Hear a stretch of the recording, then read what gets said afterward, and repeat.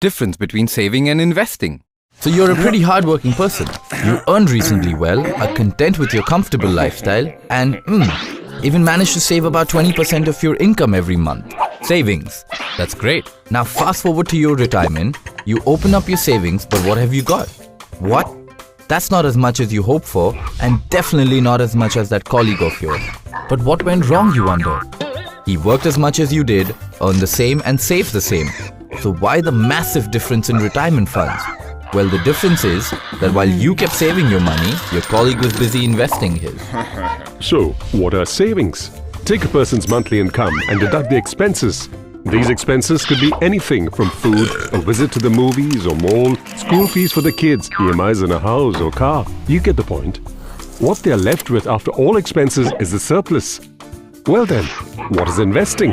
Savings is money that is left after accounting for expenses, while investing is the process of growing this money. Confused? Here's an example of how this works. Say you have 100 mango seeds. Those are your savings. Now you could just put these seeds in a box and be content, but that would be a little silly, wouldn't it? On the other hand, you could go the smarter way and actually plant your seeds. If you plan carefully and are patient with the entire process, you will end up with a grove of mango trees that actually yield fruit. So instead of leaving the seeds idle, you actually put them to use and nurture the trees until they became full grown.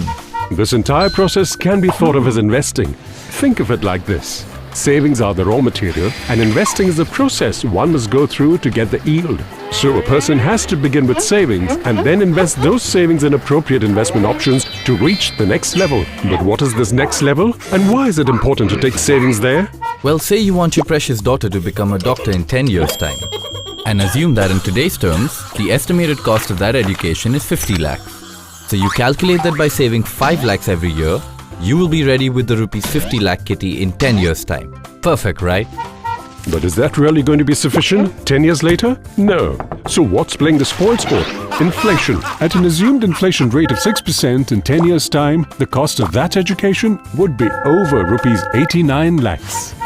Now suddenly you either need to save approximately rupees 9 lakhs every year, or invest your limited savings wisely and regularly every year, appropriately, so they can grow to the amount you need in 10 years.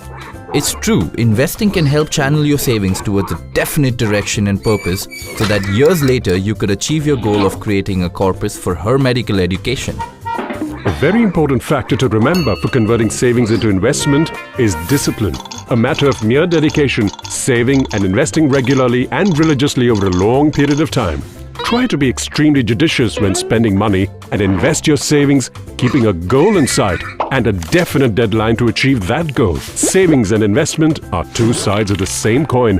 While savings help plan for future goals, it is investing wisely that could help achieving those goals. Because all the discipline while saving is of no use if one's precious savings aren't invested wisely.